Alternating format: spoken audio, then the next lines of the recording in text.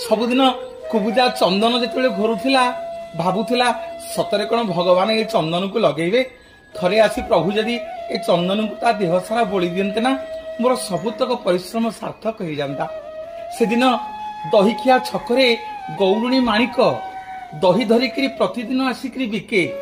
जिते बेले दही करे मने मने भावे प्रभु से दिन द्वापर जुगरे सरलबणी खाऊले ए जुगरे जगन्नाथ आसिक मो पाखु टिके दही खाते दहीखिया छकरे बसी माणिक भगवान कला धला घोड़े दी भाई आसिक पहुंची गले अति शोष माणिक ठारू दही मागिक पीले रत्न मुदिटा दे गले कहले पछरे राजा आसुची राजा ठू पैसा नहीं तो दही पचारे राजा आसिक धन्य लो माणिक धन्य आज तोरी लगी ये गाँ ना है माणिक पाटणा शुणु ए रत्न मुदी जगन्नाथ समस्त धन संपत्ति दान करुची तू जगन्नाथ परम